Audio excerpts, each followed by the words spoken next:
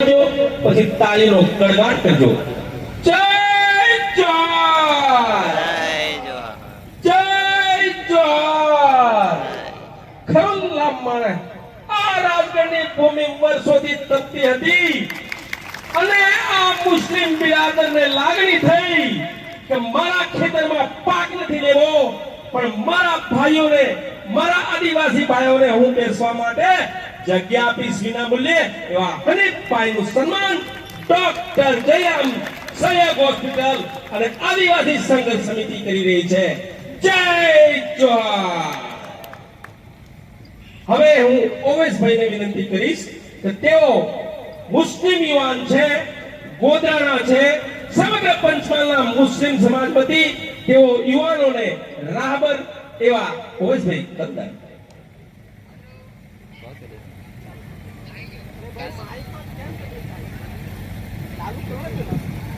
ચાલો છે ચાલો. બોલો. જય જોહાર આપ સૌને. વિશ્વ આદિવાસી દિવસના નિમિત્તે હું આપ સૌ આદિવાસી ભાઈઓ બહેનોને, માતા પિતાને અને સમગ્ર સમાજના અને દેશના એક એક કોનામાં અને દુનિયામાં પોતાની જળ જંગલ જમીન અને પોતાની સંસ્કૃતિને સાચવી રાખતા સૌ આદિવાસી ભાઈઓ બહેનોને અભિનંદન પાઠવું છું. આપ સૌને મારા જય જોહાર. આજે આપ આદિવાસી ભાઈઓના આજ્ઞામાં આદિવાસી યુવા સંઘર્ષ સમિતિ જે સરસ મજાનું કામ કરી રહી છે, એમના માટે એમને સંબોધતા મારી વાતને ચાલુ કરીશ કે संघर्षों के साए में इतिहास हमारा पलता है, संघर्षों के साए में इतिहास हमारा पलता है, जिस ओर जवानी चलती है उस ओर जमाना चलता है. આપ સૌ આદિવાસી ભાઈઓ બહેનોને વંદન કરું છું.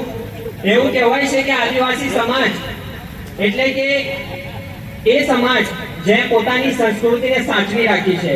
મૂળ નિવાસી એટલે કે આ ભારત દેશના મૂળ માલિક એટલે કે આદિવાસી સમાજ. અને પૂરી દુનિયા માનવા પર મજબૂર છે કે આદિવાસી સમાજ છે તો આજે જળ જંગલ જમીન સચવાઈ રહેલો છે, આના કોઈ સાચવી શકે એમ છે જ નહીં આપણા સિવાય. આજે આપ સૌને તેના માટે પણ અભિનંદન પાઠવું છું. આદિવાસી સમાજ કોઈ પાસે બે રોટી હોય અને એક આપી દે તો બધા જ કરતા હોય છે, પણ આદિવાસી સમાજ એટલે કે એક રોટી હોય અને ભૂખ્યાને એક રોટી આપી દે પોતાના માટે ના રાખે ને એનું નામ આદિવાસી સમાજ. અને ગોધરામાં ગુલસિંહ દાદા અનેક વખત ફોન કરતા હોય છે કે આદિવાસી ગોગંબા અને આસપાસના વિસ્તારના કોઈ પણ લોકો બીમાર હોય તો એમને લોહીની જરૂર પડતી હોય તો હું અથવા મુસ્લિમ સમાજના કોઈ પણ માણસને મોકલીને અમે લોહી પૂરું પાડતા હોઈએ છીએ. ભગવાન ના કરે કે હવે કોઈ પણ બીમાર પડે, પણ અગર જો પડે અને ગુલસિંહ દાદાનો ફોન આવે તો હું અને મુસ્લિમ સમાજનું લોહી આગળ પણ આપના માટે હંમેશા તૈયાર છે, એવું આપને ખાતરી આપું છું. સાથે સાથે આદિવાસી સમાજ આજે આટલા સરસ મજાના ડોક્ટર જયરામ રમેશ સાહેબ આજે મેસેજ આપી રહ્યા છે, તો હું આપ સૌને કહેવા માંગુ છું કે નફરતે બુરી હૈ ન પાલો ઇસે, नफरते बुरी है न पालो इसे, दिलों में खालिस है निकालो इसे, न तेरा न मेरा न इसका न उसका, ये सबका वतन है संभालो इसे.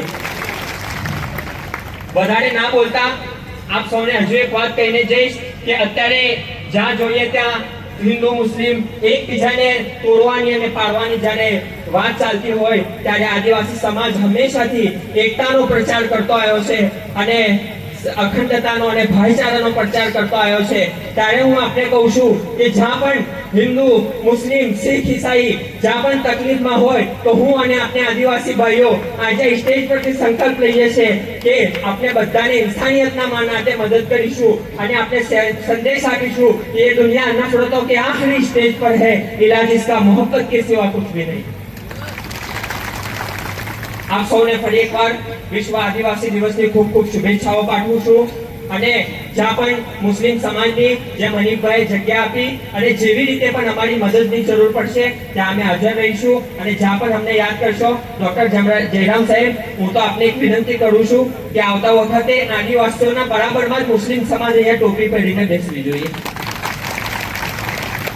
અને બીજું આપ સૌને કહું છું કે આપણે એક એવું આયોજન પણ કરીએ કે એકતા માટે જ્યારે એકતાને તોડવા માટે આટલા લોકો ઊભા છે તો આપણે એકતાને જોડવા વાળા લોકો એક સરસ મજાની ભવિષ્યમાં રેલીનું પણ આયોજન કરીને એકતાનો સંદેશ આપી અને આપણે સૌ મને એક નારા સાથે વિદાય આપજો.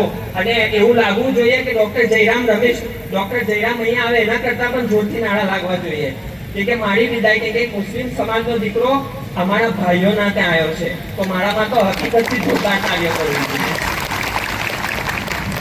जय जोहर का नारा है, भारत देश हमारा है, जय जोहर का नारा है, भारत देश हमारा है, एक तीर एक कमान, आदिवासी एक समान, एक तीर एक कमान. जय हिंद, इनकलाब जिंदाबाद. Thank you.